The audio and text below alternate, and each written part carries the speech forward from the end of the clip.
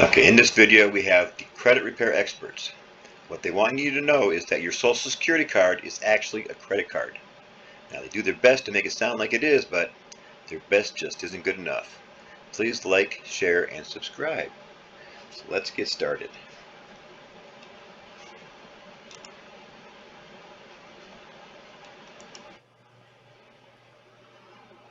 Hello everyone, this is Brendan from the Credit Repair Experts, and today we're going to be talking about a special part of Title 15 of U.S. Code.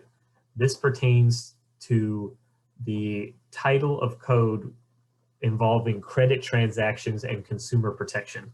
So today we're going to be looking at 15 U.S. Code 1602. We're going to be looking at the definitions today because there's a couple pieces of information I want to reveal to you guys. The first thing we're going to do is we're going to look at this item G right here.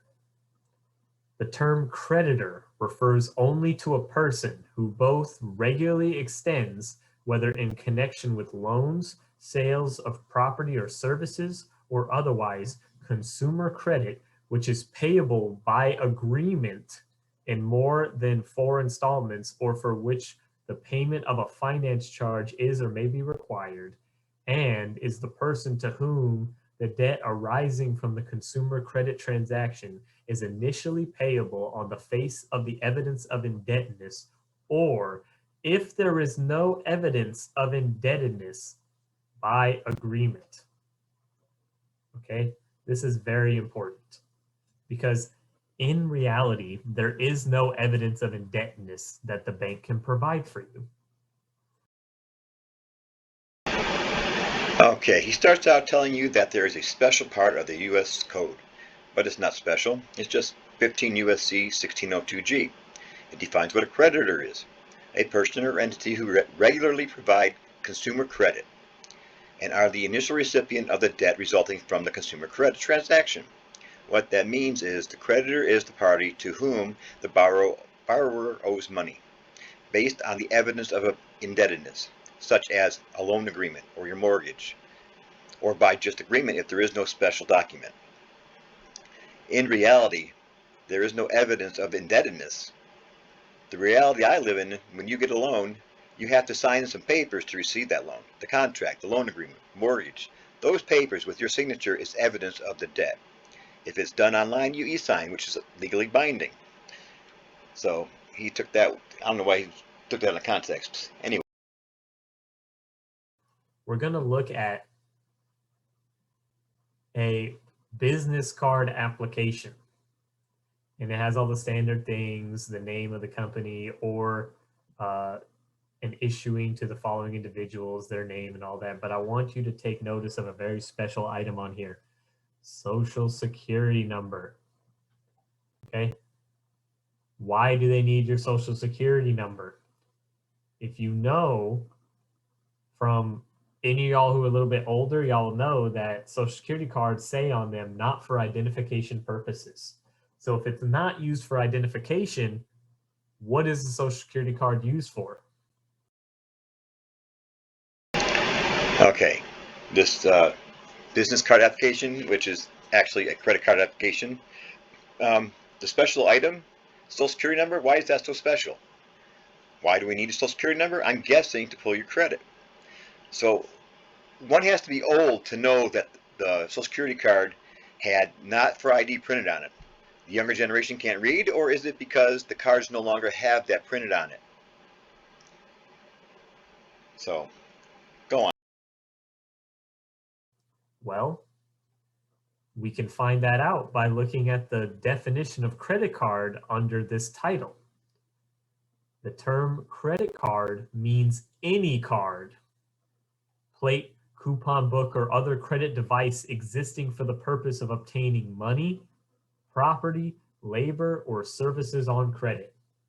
So that means this not only includes mortgages, banknotes, but that also includes your Social Security card. Your Social Security card falls under the definition of credit card. Really? My Social Security card falls under the definition of credit card. Oh, let me see. If it's not for ID, what is your Social Security card for? We can find that out. How? by looking at the definition of credit card. How can you possibly find out what your Social Security card is for by the definition of a credit card? Now, since you determined that your Social Security card is not for ID by looking at an older card, maybe you should look closer at that older card. What was actually printed on those cards was for Social Security purposes, not for identification. I'll repeat that. For Social Security purposes, not for identification. So, continue. Under 15 U.S. Code 1602. Okay, and this same definition also applies in other federal law as well, like the Consumer Protection and Debt Collection Practices Act or the Fair Credit Reporting Act. Okay. Okay, now the term credit card means any card, plate, coupon book, or other credit device existing for the purpose of obtaining money, property, labor, or services on credit. I keep reading that and I can't see the connection or reference to your Social Security card. Now, you notice he emphasized the word any, okay? It means any card, okay? He took it out of context. Let me simplify this definition for you. It's any card that exists for the purpose of obtaining money, property, labor, or services on credit. Your Social Security card does not exist for the purpose of obtaining anything on credit. You don't incur any debt on your Social Security card. Let's continue with what he's talking about here.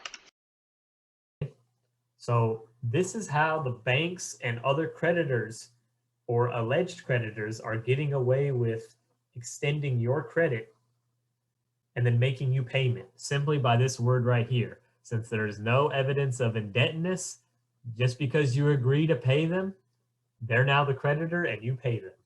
But in all actuality, you are the creditor. So you must let them know that, hey, this money really belongs to me. And if you need help doing that, we will be happy to assist you. Yeah, I'm sure he would. Okay, so the logic is, if your Social Security card is not for identification, then it's just a card. And because it's just a card, it falls under the definition of a credit card. And the reason for that is because any card is a credit card. So I'll grab my deck of playing cards and I have a whole bunch of credit cards, right? But that's why he put the emphasis on any. And he didn't really put anything on exists for the purpose of on credit. Okay, just to be clear. When the Social Security card was created in 1936, its sole purpose was to track the earnings histories of U.S. workers, and then used in determining benefit entitlement and benefit levels. So for Social Security purposes, not for identification, was printed on the card, but no longer is, because there have been changes made over the past 80 years. For instance, in '61, the Civil Service Commission adopted the Social Security number to identify federal employees. In '62, the IRS began using the Social Security number for federal tax reporting. In '66, the Veterans Administration started to use the Social Security number to keep hospital admissions and patient records. And in '69, the Department of Defense started using the Social Security number as a military identification number. There was more changes that went on between the '70s and today. These were just a few of them. Now, these guys call themselves experts, but they don't have a clue what they're talking about. Now, I will refute any video that has misleading, misinterpreted, misrepresented, or manipulated information in it by these guys or any other creator doing the same. Now, don't forget to hit that like button, subscribe, and I'll keep on refuting these damn videos. You guys have a good day.